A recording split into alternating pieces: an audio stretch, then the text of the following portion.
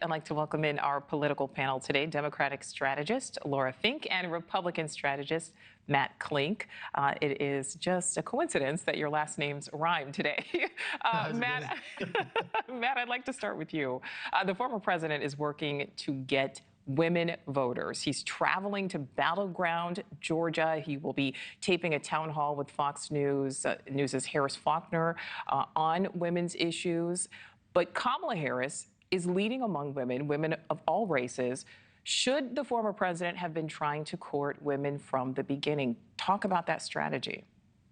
Yeah, well, look, I think that you're right, Nicole, in identifying that there is a significant gender gap in this election. That Donald Trump in particular has a problem particularly with suburban women voters, just as Democrats have a problem with male voters. And I think that, going on Fox News with Harris Faulkner, I think it will allow him to have a conversation with women voters about why he is the best choice for women voters. However, I will say what you pointed out, that, look, he should have been doing more of this all along. And I think we're at the point in the campaign where both sides are looking at where they perceived vulnerabilities. Obviously, what you just talked about young black male voters in particular, that's a huge warning sign for Democrats. And I think that the Republicans, married women tend to vote Republican, single women tend to vote Democrat. So I think that he wants to try to capture more of that vote. This election is all about turnout. It's not about persuading anymore. So I think that we can squeeze as many votes wherever we can get them. That's what both sides are going to try to do right now. Yeah, and Laura, Matt brings up a good point. It's about turnout. It is not necessarily at this point about persuading. On the other side of things, the vice president, we know, is doing more calling out of the former president. We heard some of that in Kelly's report just now. Let's listen to a bit more. Donald Trump cares more about scaring people, creating fear, running on a problem, instead of what real leaders do, which is to participate in fixing problems. So Laura, for you, is this a tactic that the VP should have been doing sooner versus waiting until 3 weeks or even just a few weeks before the election? I think this has been a through line through the campaign, but I think that she had a unique challenge given the short duration of her introduction as a candidate. So she really had to focus on herself. Donald Trump is also very well defined. I think what we're seeing now is that she's focusing on Trump because Trump is making unforced errors. We saw as late as last night, he looked a little bit rambling and incoherent and didn't know how to handle his own town hall. He danced for 30 minutes, didn't know what song he wanted to close out with, didn't know whether to engage with questions. This has been throughout. I think he's also taken to authoritarian tactics. He's talking about turning the military against the American people. This is sort of the unhinged behavior that voters have not seen in a while because of the fractured media cycle. She wants to put that into focus. Show Trump now. Show Trump how he's behaving on the trail. Show Trump how he is acting and what his plans are. Because that instability and ineffectiveness really calls into question, do you want this person at the top of the ticket in the White House leading? I think she's doing a tremendous job at showing his frailty and his erratic behavior. And I think you'll see that in the coming weeks as well. So Matt, Laura brings up a good point. Last night at that town hall, he ended up dancing for 30 minutes after some people in the audience had some medical emergencies instead of taking questions. And over the weekend, the vice president released specifics about her medical records, and now she and more than 230 health professionals, including doctors, nurses, are calling on the former president to do the same. He has yet to do that, but he does say he is healthier physically and mentally than Harris, as well as others. But what do you think it will take for him to release his medical records?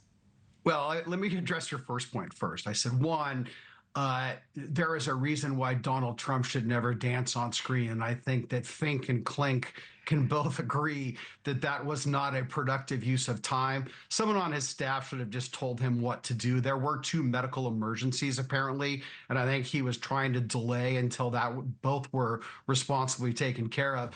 As for health records, look, my response is really, Nicole, with near war in the Middle East, with the Biden-Harris economy flailing, with prices higher than ever. They want to talk about releasing medical records. I mean, who cares? What a nothing burger. Don't American voters deserve to know the health of the person they will be potentially voting into office? He And is don't you 78 find years it old. And don't you find it suspicious that with 3 weeks left in the campaign, Harris releases it and starts making these preposterous claims she's coming out of hibernation because they realize that she's not resonating with voters? Trump's going to do what Trump wants to do. He's winning right now. He doesn't need to follow the Democratic playbook. So he's going to do what to his best advantage. And the liberal media and 130 Democratic doctors and nurses can say what they want. Donald Trump is winning. His message is resonating. And Kamala Harris her policy of being strategically vague and light on details is coming to roost, and voters are realizing that she's really a lightweight and she has some big problems connecting right now. All right, so Laura, on that side of things, the vice president is sitting down tomorrow for an interview with Fox News with Bret Baier. What do you think we can expect? Because Republicans have certainly been calling on her to do interviews that are less friendly, so to speak. Yeah, I think you can expect strength. I think you can expect what she has been demonstrating for weeks. And I know one of her signature strengths, and I think she's going to be strong in that interview with Bret Baier, as she has been in other interviews, and as she has been over the past weeks, as she was in the debate. I think Republicans, and my colleague included, underestimate her. Donald Trump underestimates her. They like to call her names. They like to say that she's not up to the job. They like to call her unintelligent. And every time she gets in front of a camera, she disproves those things. And so I think you're going to see her hold her own. I think also it shows that she's not afraid. And Donald Trump and his staff rightfully are probably running scared, because every time he gets in front of a microphone, he's incoherent and he says things that come back to hurt him and that repel voters. It's why she's closing the gap on the economy. Now, he may still have the top line numbers, but when you ask voters, who cares about families like yours? She is winning on those numbers. When you ask them whose policies are going to better help your family, she wins on those issues. So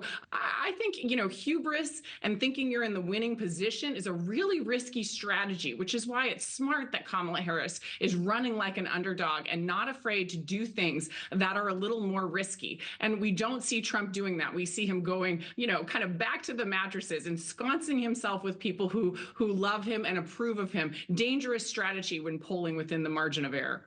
And Matt, same question for you. I mean, this interview with Fox News tomorrow, what do you think we can expect? Because Harris is now doing what Republicans have been calling on her to do. What do you think we'll see? Look, I think it's great. She has largely led a basement news media strategy where she's only talked to friendly media outlets. And last week, when she allegedly was going to be more assertive with the news media, she had a horrible week. She had a word salad performance on 60 Minutes. She cracked a beer on Stephen Colbert and looked like the giddy word salad vice presidential Kamala Harris that we've seen. So I welcome, she's not going in front of a friendly reporter. Bret Baier is fair. He will ask her good questions. I hope she performs well. I think it will be nice to see her not get softball questions from reporters that are in the bag for the Harris Waltz ticket. I hope she does well, and I hope that Donald Trump does more TV. But I would say Donald Trump has done more TV by a factor of 3 than Kamala Harris had. So he's going to continue to do interviews. And look, we deserve to see more of these candidates. But again, Trump is winning right now. And Kamala Harris realizes that. That's why she is changing strategy. All right, that was going to be my last question, but I realized I started with Matt. Laura, I saw you had a bit of a reaction there. Did you have something you wanted to say before we say goodbye here? I'll just say this. Kamala Harris is running a precision campaign and she's being surgical. And just because someone who's never going to be persuaded like Matt doesn't approve of it, doesn't mean that it's not getting to the voters who she needs to target. I think it's a fragmented election and she's doing the work of reaching the voters who need to be persuaded. And Donald Trump is just saying and doing whatever he wants. I would rather be on her side of that than with Trump, just tactically and professionally. Well, Laura Fink, Matt Klink, I thank you both for your input today. Thank you, Nicole. Klink and Fink getting it done.